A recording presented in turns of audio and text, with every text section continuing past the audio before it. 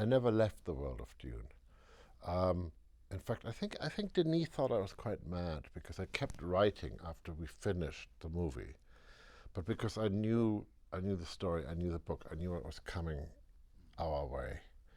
And in fact, one of the main themes in this movie was written at the end of the first movie.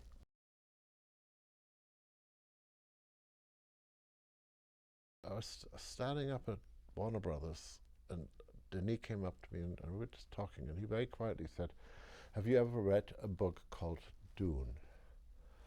And I sort of, I became one of those little dogs that goes a little wild, right? I think I frightened him.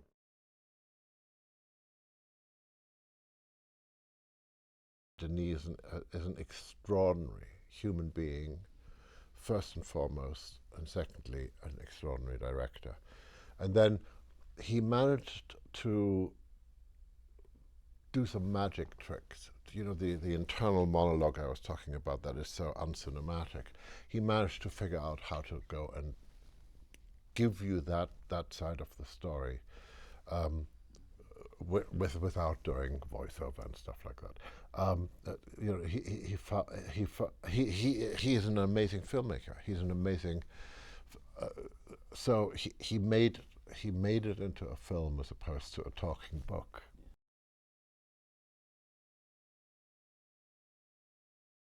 I never understood why a film set on some strange planet in the future should use your normal um, romantic middle European orchestra. Why am I suddenly hearing violins? This all seems to be wrong. So we started building instruments, and we started designing instruments.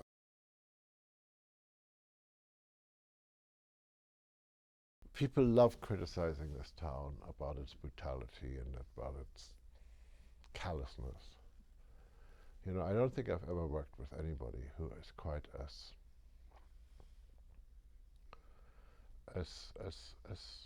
considered as a human being as Denis. And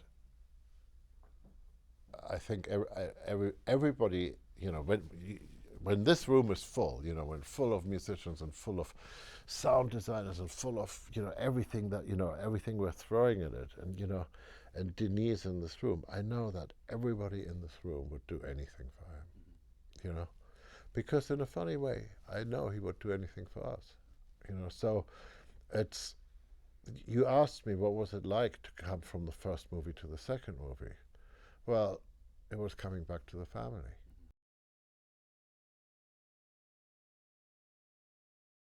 At the end of the day, I think, I mean, look, I know, I've done this for 47 years, this movie thing, writing music for movies. And the thing that never has changed is I always write for the people that are going to go and come and see this movie. I always try to do them justice. I try not to take, you know, be cheap about things. I remember Ridley Scott saying to me once,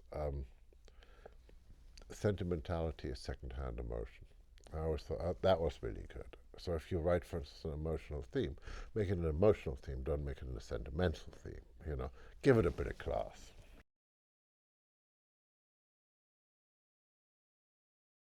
This collaborative process whereby, yes, I write the music. I write the music, but that's only a fraction of what we're doing. You know, it's I see it much more as a directorial role. If you think about what a director does, I mean, especially somebody like Denis who writes as well, you know, sits in the cutting room, obviously knows how to edit, obviously knows his cameras, obviously knows his light, obviously knows how to persuade his actors.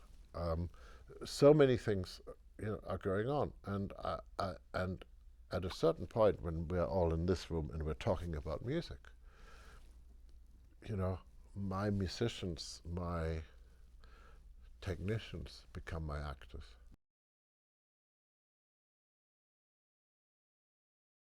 I'd love to talk to you about Pedro because here's the thing, you know, we were talking about super duper computers and super duper science and synthesizers, and you look around this room and it's full of machines, etc. And then comes in Pedro, and he plays you something beautiful, and I'm going, "What's this instrument?" He goes, "Oh, I went to the plumbers. It's PVC. It's PVC piping that they actually use in toilets, and I've built this instrument out of it, and this happens all the time."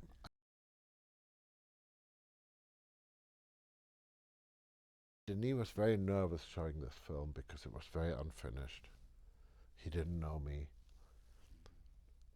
and I started to play, and he just said, "But that's what I heard all along."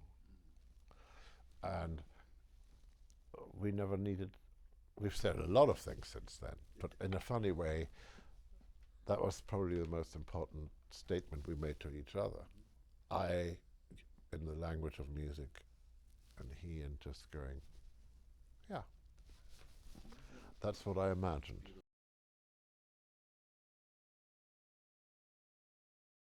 I like them to hear the music, but I would like them to not be that aware of it. I would like them to be aware of the complete experience.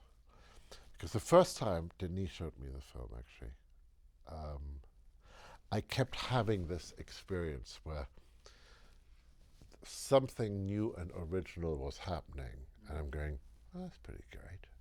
And then 2 minutes later, something new and original was happening, and he kept upping the ante.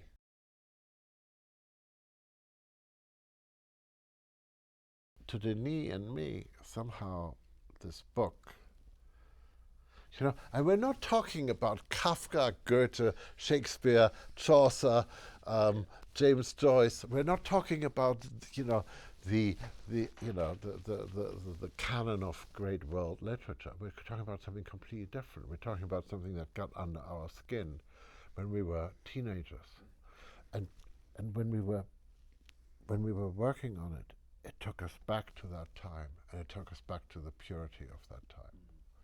And I think, look, we live in an we live in an interesting world, which is turning.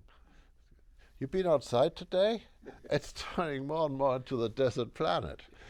Um, so, but that's sort of even that is vaguely beside the point. It just it gripped us and never let us go.